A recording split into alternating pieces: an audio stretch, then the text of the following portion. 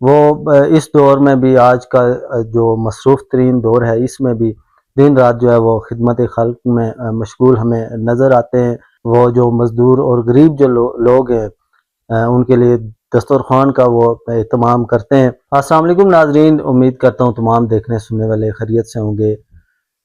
مغلیہ تاریخ ایک بہت قدیمی اور بہت بڑی ایک تاریخ ہے۔ اگر تاریخ کا مطالعہ کیا جائے تو ہمیں بہت سارے شواہد ایسے ملتے ہیں جن میں مغلیہ تاریخ میں بہترین جو ہیں وہ جنگجو بھی گزرے ہیں۔ اور اس کے علاوہ اگر فنی تعمیر کے حوالے سے بات کی جائے تو مغلیہ دور کی جو شاہکار ہیں، جو نہایت ہی عمدہ اور اعلیٰ قسم کی جو تعمیرات ہیں، وہ ان کا ثبوت آج بھی موجود ہے، جیسے کہ تاج محل ہو گیا۔ اس طرح پاکستان میں بھی بے شمار ہیں، ان کا ذکر کیا جائے تو کافی اس کے لیے وقت درکار ہے۔ تو جو مغلیہ جو قوم ہے وہ تاریخ سے اب تک جو ہے وہ مختلف جو ہے سرگرمیوں میں مشغول نظر آتے ہیں۔ تو آج کے موجودہ دور میں ہمارے ایک مغل بھائی جناب شہباز مغل صاحب، جو انجمن مغلاں ویلفیئر سوسائٹی کے صدر بھی ہیں اور عثمان غنی فاؤنڈیشن کے چیف آرگنائزر بھی ہیں، وہ اس دور میں بھی، آج کا جو مصروف ترین دور ہے، اس میں بھی دن رات جو ہے وہ خدمت خلق میں مشغول ہمیں نظر آتے ہیں۔ چاہے وہ تعلیمی حوالے سے کوئی ضروریات ہوں، وہاں پہ بھی وہ ہمیں پیش نظر آتے ہیں۔ اس کے علاوہ وہ جو مزدور اور غریب جو لوگ ہیں، ان کے لیے دسترخوان کا وہ اہتمام کرتے ہیں۔ اور بالخصوص ماہ مقدس میں وہ 2-3 پوائنٹ پہ سیالکوٹ میں جو ہے وہ غریب جو لوگ ہیں، جو مزدور طبقہ ہیں، ان کے لیے افطاری کا جو ہے وہ اہتمام کرتے ہیں۔ تو شہباز مغل صاحب اس وقت میرے ساتھ ہیں، ان سے بات کرتے ہیں کہ انہوں نے یہ جو اپنا مشن ہے، یہ جو خدمت خلق کا یہ جو سفر ہے، انہوں نے یہ کب سے شروع کیا ہے اور ان کے ساتھ کون کون سے معاونین بلک ہیں، واٹر اسکیم تو بحال آنے کرو۔ والے دنوں میں ان کے کیا عزائم ہیں۔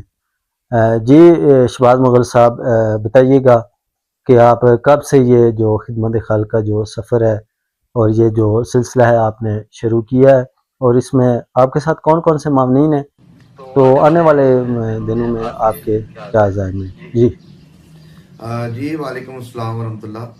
سب سے پہلے معین عالم مغل صاحب اور آپ کے میڈیا پلیٹ فارم کا میں شکریہ ادا کرتا ہوں کہ آپ نے ہمارے جو نظریات ہیں وہ عوام الناس تک پہنچانے میں کردار ادا کیا۔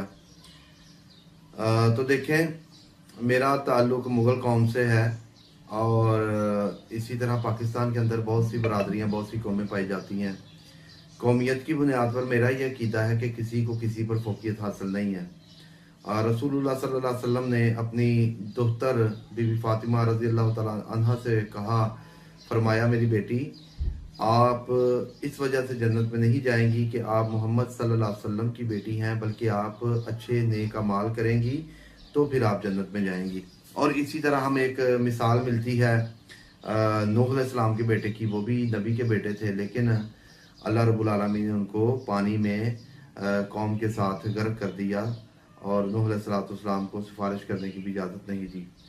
تو سب سے پہلے تو میں یہ چیز واضح کرتا چلوں کہ قومیت کی بنیاد پر کسی قوم کو دوسری قوم پر فوقیت نہیں ہے۔ ہاں، اللہ رب العالمین نے بہت زیادہ کام لیا ہے مغل قوم سے، اور قیادت کا کام لیا ہے۔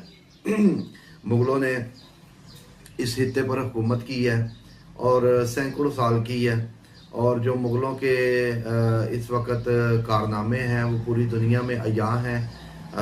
پاکستان ہو، ہندوستان ہو، بنگال ہو، یا پھر افغانستان ہو، یہاں پر ایسے سیاحتی مقام موجود ہیں جن کو مغلوں نے بنایا، اور وہ تاریخی مقامات آج بھی موجود ہیں جہاں پر ان حکومتوں کو وہ اربوں خربوں ڈالر جو ہے وہ ارننگ ہو رہی ہے۔ وہاں پر سیاح آتے ہیں، وہاں پر جو ہے وہ لوگ ان مقامات کو دیکھنے کے لیے بڑی بڑی دور دراز سے سفر کر کے پہنچتے ہیں۔